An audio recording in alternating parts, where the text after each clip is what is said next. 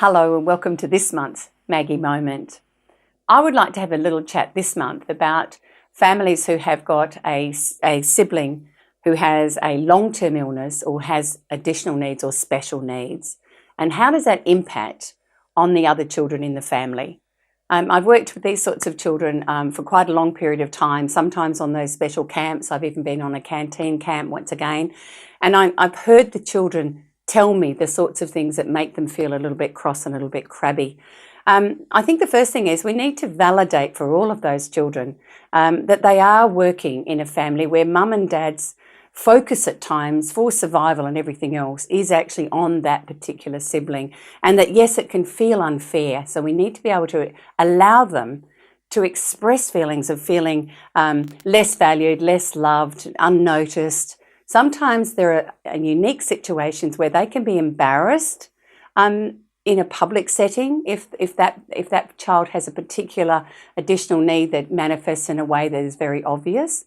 So that's not a bad thing. That's actually an honest expression of sometimes those awkward moments. So that's another category. They can really resent it at times. You know, they can be incredibly helpful and everything, and then some days just get sick of it. Now, really, siblings do that around healthy siblings. I want you to keep that in mind. That's actually really, and parents will have moments like that as well.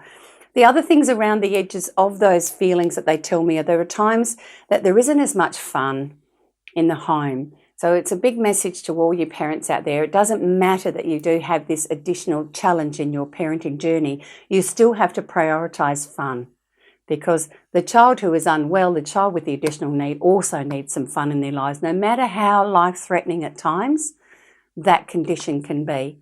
So again, one of the things that I would suggest is, can you find somebody who's not within the family, immediate family? It can be grandparents and it can be an aunt or an uncle.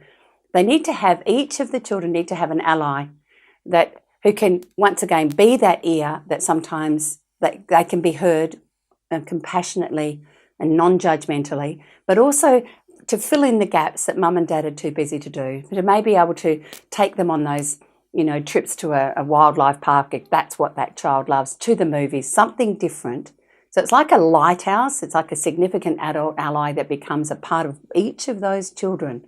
So there is someone who is absolutely able to give them 110% of their space and presence from time to time. And then I guess my last message over the top of it is never, ever, ever forget that you can keep building stronger attachments and stronger bondedness within families by being as compassionate and loving as you can as a mum, as a dad, or as a carer. So again, words of love, actions of love, gestures of kindness. And then I'd go and check my love bridges work that I've got in there. So in case there's something little that you can do a little bit more often to each of your children, can make a world of difference. And I am going to tell you, I've met some kids who have grown up with siblings with additional challenges in their life, and they're just unbelievably awesome adults. So I hope that's giving you some comfort in that journey, that yes, it can be tough, but love conquers all.